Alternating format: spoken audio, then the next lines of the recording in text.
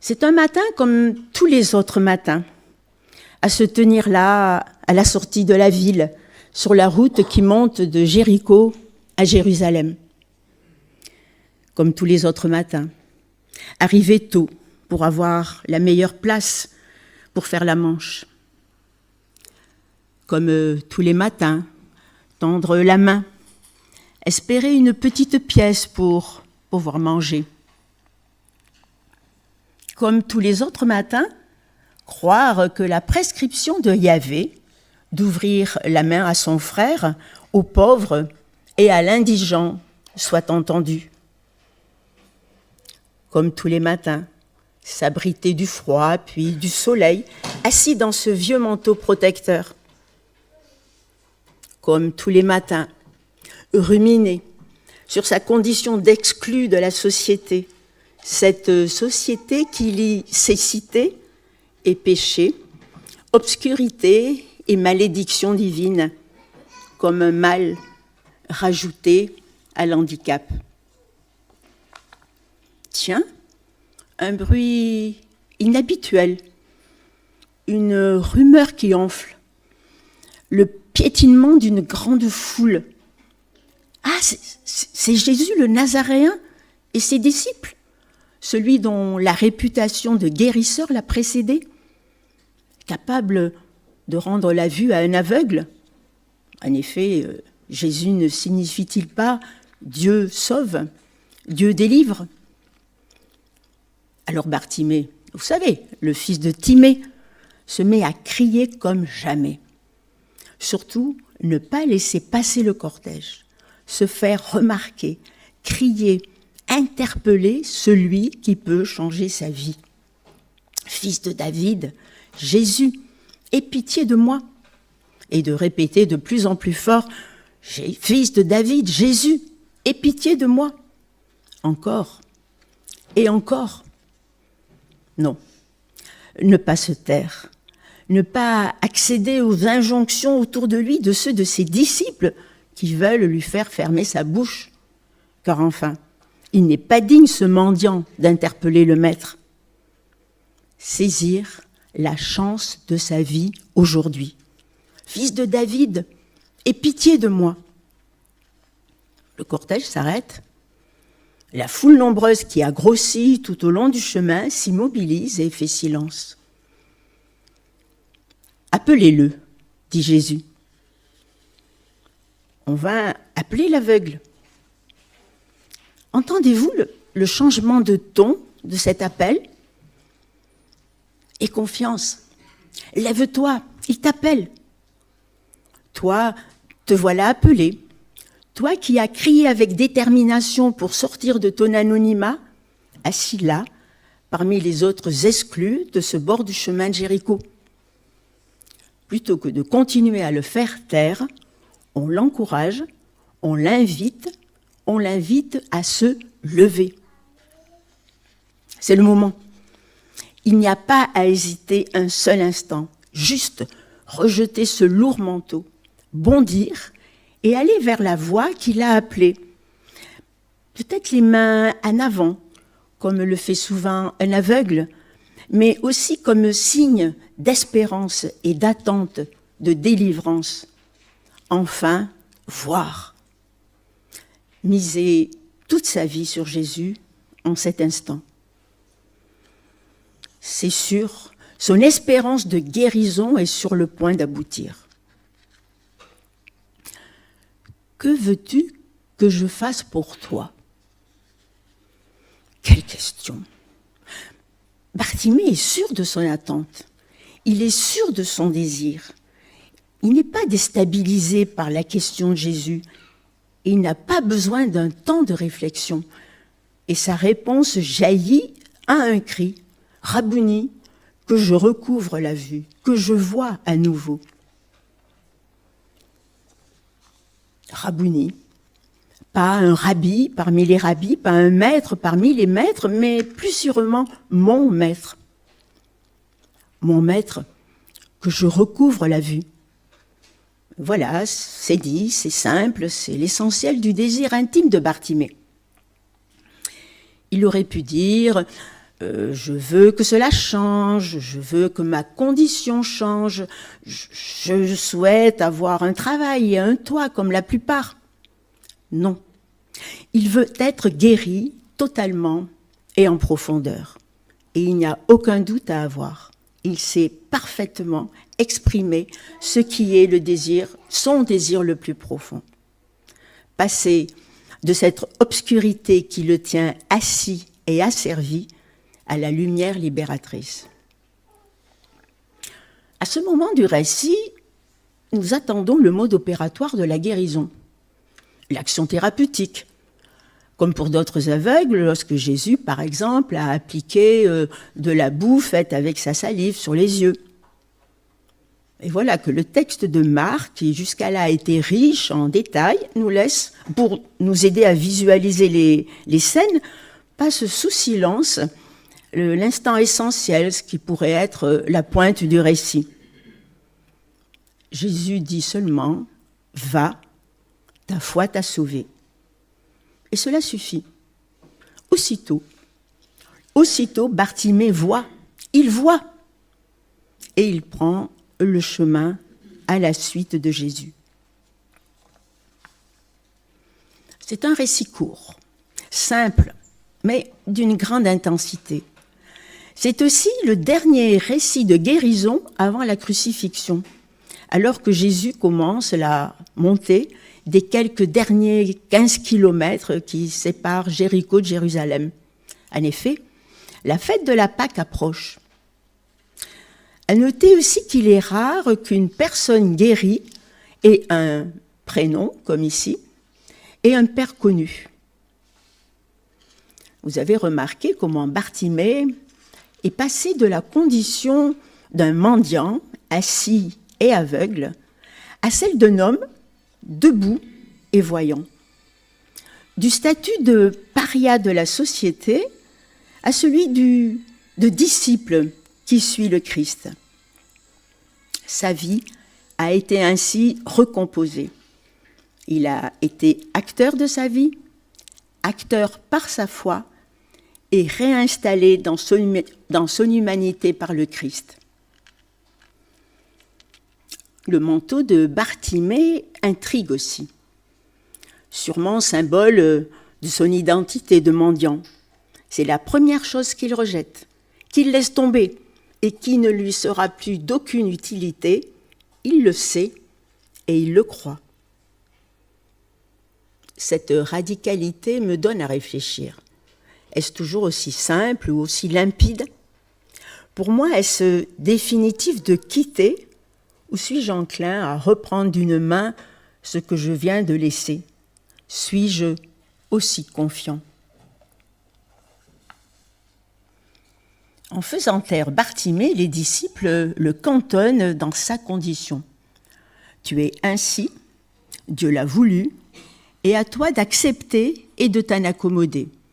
Si tu peux, tu subis donc et tu aimes quand même. Mais il me semble que Bartimée glisse vers un autre registre. Il fait preuve d'une spiritualité que l'on pourrait définir de contestation. Bartimée crie. Il refuse sa condition et avec force. On pourrait voir en lui un disciple singulier, paradoxal. Lui, l'immobile, le sans-voix, le voilà très déterminé à vouloir capter l'attention de Jésus et à refuser sa situation dégradante et dégradée. Il est décalé par rapport à la foule. Et ça, vous l'avez remarqué. Alors que tout le monde est en mouvement, lui, il est assis, statique sur le bord du chemin. Mais alors que tous s'immobilisent et font silence, lui crie et bondit. Comme s'il faisait sienne cette parole du psaume 34. Quand un malheureux crie, Dieu entend, et il le sauve de toutes ses détresses. On trouve ce paradoxe dans de nombreux textes de l'Ancien Testament et souvent dans les psaumes. Rappelez-vous, quand le psalmiste dit « Jusqu'à quand, Seigneur, te détourneras-tu de moi ?» Ou alors, il y a aussi Job, lorsqu'il demande à Dieu d'être l'arbitre, alors que tout s'écroule autour de lui et que ses amis lui conseillent d'accepter la punition de Dieu. Nous avons aussi le prophète Jérémie qui se lamente ainsi « Pourquoi nous abandonnes-tu » On pourrait aussi trouver des éléments dans le Nouveau Testament. Et j'ai relevé cette parabole de la veuve qui casse les pieds du juge pour avoir gain de cause. Ce qui a été dit de la détresse du personnage s'inverse, me semble-t-il, à la fin du récit. On quitte le pourquoi, la raison de la cécité inscrit fortement dans l'imaginaire ou dans la culture religieuse des disciples pour découvrir ce que devient l'individu. Il est passé du statut d'un objet posé, d'un tas de guenilles, à celui d'un homme capable de devenir disciple et acteur de sa vie. Le changement d'attitude des disciples est aussi à souligner. On a pu être choqué de les entendre faire taire Bartimée. Des disciples empêcheurs, faisant barrage à l'accès à Jésus. Cela interroge, nous interroge. Peut-être que dans notre inconscient, il y a des types de personnes que nous estimons peu aptes au salut, trop éloignées des exigences de l'Évangile ou trop enfermées dans une vie dégradante ou tellement riche. Comment dire alors la bonne nouvelle de l'Évangile ? Je vous laisse y réfléchir. Ce qui déclenche le changement d'appréciation des disciples, c'est lorsque Jésus s'arrête et leur demande de faire venir Bartimée. Et là, ils obéissent et coopèrent. Ils passent du statut d'empêcheurs à leur vrai rôle de disciples capables de conduire à Jésus. Tout à l'heure, on a été prêt à s'offusquer, en tout cas moi, lorsque Jésus a demandé à Bartimée « Que veux-tu que je fasse pour toi ?» et à s'interroger sur le pourquoi de cette question de Jésus. Ne savait-il pas? Ne voyait-il pas la condition de Bartimée? Pourquoi alors perdre ce temps précieux? Que veux-tu que je fasse pour toi? Alors qu'il semblait évident que ce mendiant voulait recouvrer la vue. Il me semble que Jésus ouvre le dialogue au travers du barrage fait par les disciples. Il est probable que Jésus voulait ainsi aider Bartimée à verbaliser son désir le plus profond, sa vraie demande. On peut supposer que dans sa condition, Bartimée n'a pas eu souvent l'occasion d'exprimer ses désirs. C'est comme si Jésus voulait en fait nouer une relation personnelle avec l'homme appelé. Jésus désire pour l'aveugle un relèvement en profondeur, nécessitant de passer de son ancienne identité, celle connue de tout Jéricho, vers l'inconnu de la libération souhaitée. Comme un saut dans le vide. C'est le saut de la foi. Car dans toute situation d'enfermement, on peut trouver un ou des bénéfices secondaires et annexes. Cette espèce d'adaptation au présent malheureux, mais connu, somme toute sécurisante dans un sens. On peut être complaisant avec son quotidien rétréci. Mais ici, retentit l'appel de Jésus à sortir des enfermements connus pour une libération en profondeur qui ouvre à une nouveauté de vie. On a vu Bartimée jeter sans hésitation son manteau lorsqu'il a bondi vers Jésus. Laisser là ce qui l'enveloppait, le faisait reconnaître. Il abandonne ainsi tout ce qui était sa condition passée, sa richesse dérisoire, sa protection relative, son semblant de sécurité. On comprend clairement qu'il a fait confiance à Jésus et que tout le reste ne compte plus. Autre chose, les disciples ont entendu l'aveugle avant Jésus, mais pour le faire taire. Jésus, par contre, a entendu l'aveugle au milieu des bruits de la foule. Et il s'arrête et il le fait appeler. En fait, ce n'est pas son genre de passer la route comme cela, comme si rien n'était. Parce que s'il y a un malheureux qui crie, c'est qu'il a vraiment besoin de lui. La foule, quant à elle, ne semble pas avoir été sensible au cri, plus préoccupée à emboîter le pas et à se réjouir à bon compte en marchant ce matin-là sur la route vers Jérusalem. Jésus, même en chemin vers la croix, ou surtout sur ce chemin-là, ne passe pas près de celui qui est en détresse.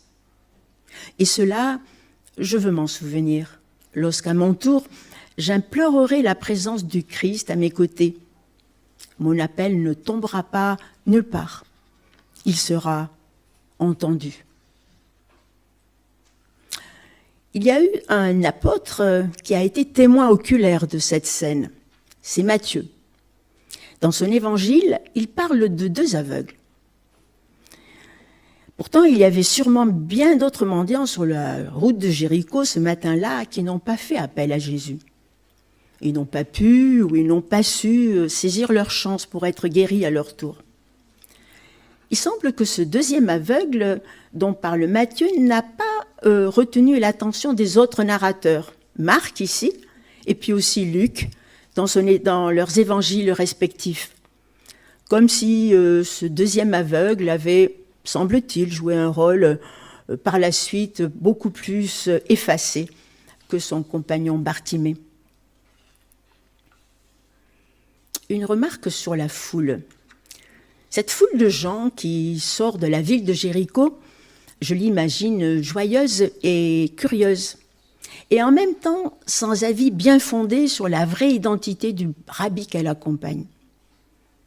Elle s'attend à voir Jésus devenir le nouveau roi d'Israël, celui qui délivrera de la botte de l'occupant romain. Nous savons qu'elle est dans l'illusion et le malentendu. Ce malentendu est total. Et cette foule va enfler jusqu'au rameau et l'entrée triomphante de Jésus à Jérusalem sur l'ânon, au cri de « Hosanna », que Dieu bénisse le règne qui vient au nom du Seigneur. Pour Bartimée, par contre, lorsqu'il dit « fils de David », c'est désigner Jésus par le titre populaire de Messie attendu. Pour autant, il est difficile de savoir vraiment quelle conception précise Bartimée avait alors du Messie. Mais ce qui est à noter, c'est que contrairement à d'autres fois, Jésus ne le reprend pas. Maintenant que Jésus va mourir, que son ministère de prophète est achevé, il accepte sans hésitation ce terme de fils de David. Peu lui importe qu'on le crie dans les rues. Il ne craint plus les fausses conceptions messianiques de ses compatriotes. Lui-même, Jésus n'a employé ce titre de fils de David qu'une seule fois, dans son dialogue avec la Samaritaine, lui préférant de loin celui de fils de l'homme. Mais il faut maintenant que tout Israël sache que celui qui va mourir crucifié est le Messie promis, que la mort fait partie de sa mission et même en est l'élément essentiel et la clé de voûte. J'arrive à la conclusion en 2 parties. Je vois plusieurs choses à souligner à partir de cette histoire de Bartimée. Une invitation à nous rappeler de notre appel et de la fraîcheur de notre foi naissante. Ça peut faire du bien. Aussi, une responsabilisation pour relayer inlassablement la parole du Seigneur. Confiance, lève-toi, il t'appelle. Une attention particulière à ceux qui demeurent sur le bord du chemin, car ils sont vus et entendus par le Christ. Une mise en garde forte de ne pas étouffer les cris lancés vers Dieu ou les signes de foi naissante autour de nous. Et enfin, un effacement progressif et discret de notre part, permettant aux appelés d'entrer en relation personnelle avec le Sauveur. Et puis nous connaissons certaines personnes qui ont eu une vocation tardive. L'une d'entre elles a dit qu'elle n'était pas une vocation tardive, mais une réponse tardive. Au fond de son cœur, il y avait en effet depuis longtemps un sourd appel à donner sa vie pour le service du Christ. Peut-être attendait-elle qu'on lui fasse un signe et que quelqu'un lui dise « Courage, lève-toi, il t'appelle ». En tout cas, aujourd'hui, cet appel retentit à nouveau, comme tout à nouveau. Peut-être pour quelqu'un parmi nous, jeune ou moins jeune. Oui, Christ a besoin de nous, de toi. Et l'Église s'engage à soutenir celui qui entend et qui répond, et à l'accompagner dans ce vaste espace où le Seigneur embauche toujours, largement. Amen.